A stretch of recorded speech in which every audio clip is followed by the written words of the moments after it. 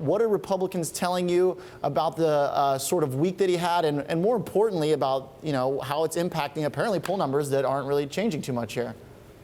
Right. So many Republicans are pretty fatalistic about Trump's hopes after the last week. It seems like everything that could have gone wrong for him did. He started off before the debate. He had a series of good weeks where he was ticking upward in the polls, but the debate performance was widely criticized. He lost it according to many polls, and it just got worse from there. The 3 and 5 a.m. tweets you were talking about, the feud with the Miss Universe, the attacks on Bill Clinton's infidelities while refusing to discuss his own, and then it all capped off with the New York Times story Saturday about his taxes, which the campaign responded to by threatening to sue the paper. So it was just one thing after another, and what Hillary Clinton really wanted to emphasize in the debate, and it seems she did that successfully, is Trump's thin skin. She wanted to inflame doubts among voters that he doesn't have the temperament to be president, and a Fox News poll that came out just a couple of days after that was taken a couple of days after the debate found that suburban women in particular favor Hillary Clinton by 20 points because they have big doubts about his temperament. That's a crucial block that he needs, and that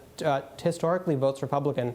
So I think that's where he's at right now. There are other Republicans who are more cautiously optimistic, cautiously hopeful about Trump, given the fact that there are something like 36, 37 days left in the race. And then in certain cases, it doesn't seem to hurt him at all. Like, for example, in North Carolina, where our latest Bloomberg Politics poll shows that Hillary Clinton and Donald Trump are neck and neck. And of course, this was a crucial state the last 2 elections. Right. So for one, North Carolina was a state that Mitt Romney won in 2012, and he still lost the election. So it's an indispensable state for Trump. It's a dispensable state for Hillary Clinton. The fact that Trump is down 1 in our latest poll in North Carolina is probably not a good sign for him. He has a lot of potential there, and overall, I think he's been beating her in recent polls. So assume he still has that. The polls from 5 other battleground states came out, 6 if you include Michigan, since the poll, and Clinton is leading in every one of them from anywhere between 4 and 11 points. So overall, I think it's, the post-debate polls have not been particularly good for Donald Trump. He needs to do a lot better if he wants a serious shot at winning the race. So to be clear here, maybe he's not doing great post-debate polls, but what's the difference between the polls we're seeing now in the same states as we did before the debate, holding, all else equal here? Is there a discernible change or shift in the tone?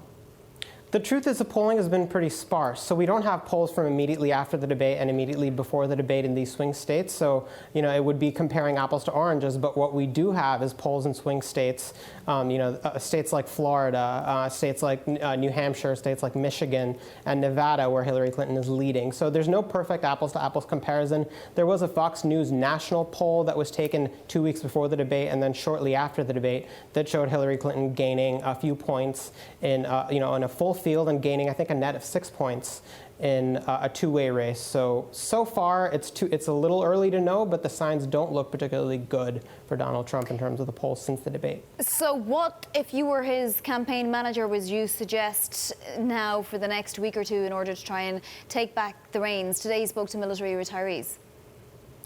Right, and look, I think his campaign manager has been advising him this publicly. I don't even have, I don't need someone like me to say it. He needs to pivot away from getting into feuds all the time. He needs to stop fighting and picking battles with people who, like Miss Universe, Alicia Machado, that don't help him. A similar thing happened after the Democratic Convention, where he picked a fight with the parents of a dead American Muslim soldier, that was just a disaster for him. It didn't help him at all, and it just fueled people's perceptions and fueled people's concerns about his temperament. So he's got to get that issue off the table. He's got to make people believe that he has the temperament and he has the sort of steady, even hand to sit in the Oval Office and to make the big decisions. That seems to be his biggest obstacle right now.